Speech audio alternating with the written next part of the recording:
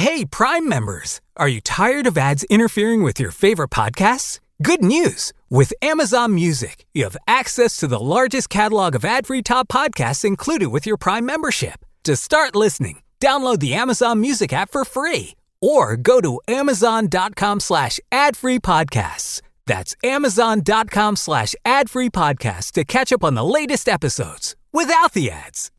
If you're in need of quality new tires and have been searching the internet for a good deal, look no further than your local Big O Tires. For a limited time, when you buy 3 tires, you'll get the 4th free on select set of tires. And because we know that tires can be an unexpected expense, take advantage of no credit needed financing made easy. They work with multiple lending partners, so the financing is tailored to you. Remember that when you buy 3 tires, you'll get the 4th free. Only at your locally owned Big O Tires, the team you trust.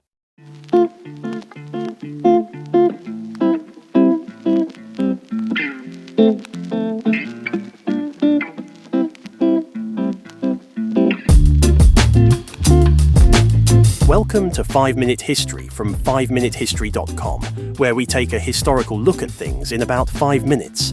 Episode 45, The History of Surfing.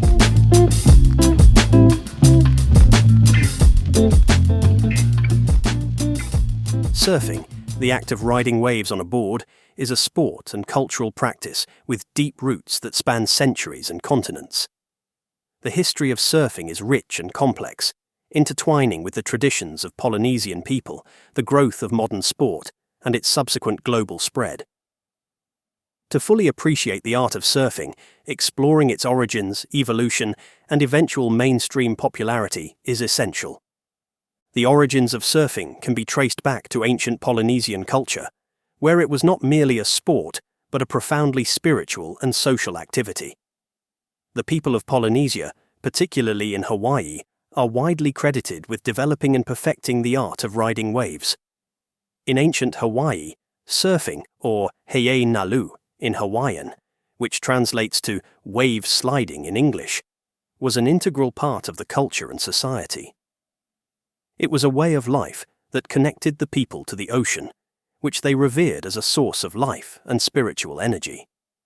Both royalty and commoners practiced surfing, but the best spots and the best boards were often reserved for the chiefs and nobility, a practice that underlines the sport's significant cultural importance. Boards used in ancient times were crafted from local woods, like koa and wiliwili, and varied in size and shape depending on the status of the surfer. The alaya board, typically shorter, was used by commoners, while the olo board, which could be up to 5.5 meters long, was reserved for royalty. These boards were not just functional, but also sacred, with rituals and prayers accompanying their creation and use. Surfing was often accompanied by chants and ceremonies, further highlighting its role as a spiritual practice. The early 19th century brought significant changes to Hawaiian culture with the arrival of Western missionaries and settlers. These newcomers, often disdainful of native traditions, viewed surfing as a heathen practice. Along with other aspects of Hawaiian culture, surfing began to decline under the influence of Western values and the suppression of indigenous customs. However, despite this cultural erosion, surfing survived, albeit in a diminished capacity. The revival of surfing began in the early 20th century, thanks mainly to the efforts of a few dedicated individuals. Duke Kahanamoku, a Hawaiian swimmer and Olympic medalist, is often credited with popularizing surfing beyond Hawaii. Born in 1890, Kahanamoku was a skilled surfer who combined his love for the ocean with his athletic prowess. His performances in the United States and Australia, where he demonstrated surfing to amazed onlookers, played a crucial role in reintroducing the sport to the world. Kahanamoku's charisma and talent helped to rekindle interest in surfing, and his status as a global icon cemented his place as the father of modern surfing. In the decades following Kahanamoku's influence, surfing began to gain popularity along the coasts of California and Australia. The post-World War II era saw a surge in the sport's popularity, particularly in California, where the combination of a booming economy, a youthful population, and the development of lighter, more maneuverable surfboards led to a surfing boom. The introduction of foam and fiberglass surfboards in the 1950s revolutionized the sport, making it more accessible to a broader audience. These new boards were lighter, easier to handle, and more durable, allowing surfers to perform more complex maneuvers and enjoy longer sessions in the water. The 1960s marked the true mainstreaming of surfing culture, especially in the United States. The sport was no longer just a niche activity, it had become a symbol of the counterculture movement.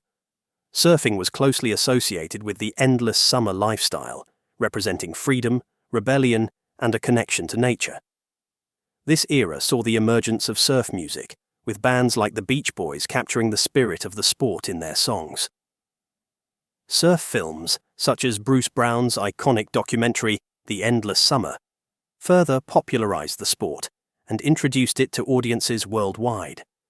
These films showcased not only the physical act of surfing, but also the lifestyle and philosophy accompanying it. As surfing's popularity grew, so too did the competitive aspect of the sport. The first major international surfing competitions began to take shape in the 1960s, with events like the Makaha International Surfing Championships in Hawaii drawing participants from around the world. The formation of the International Surfing Federation in 1964 marked the beginning of organized professional surfing, which would eventually evolve into the World Surf League, WSL, we know today. The competitive side of surfing helped to elevate the sport, attracting sponsorships, media coverage, and a new generation of surfers aspiring to make their mark on the world stage. Throughout the late 20th century and into the 21st, surfing has continued to evolve and grow in popularity. Technological advances, such as the development of tow-in surfing, have allowed surfers to conquer previously unrideable waves, pushing the boundaries of what is possible. The sport has also become increasingly diverse, with surfers from all over the world and from different backgrounds contributing to its rich tapestry. The inclusion of surfing in the 2020 Tokyo Olympics was a significant milestone, highlighting its status as a globally recognized sport. Today, surfing is more than just a sport. It is a global phenomenon with a deep cultural significance.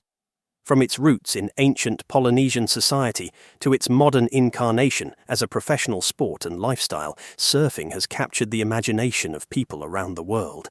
It remains a powerful symbol of the connection between humans and the ocean, a reminder of the beauty and power of nature, and a testament to the enduring appeal of riding waves.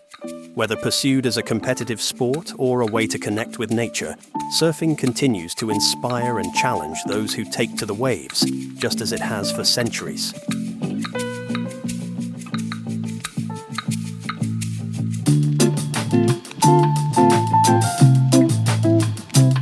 Thanks for listening to 5-Minute History at 5minutehistory.com and on YouTube at 5minutehistory.com/YouTube.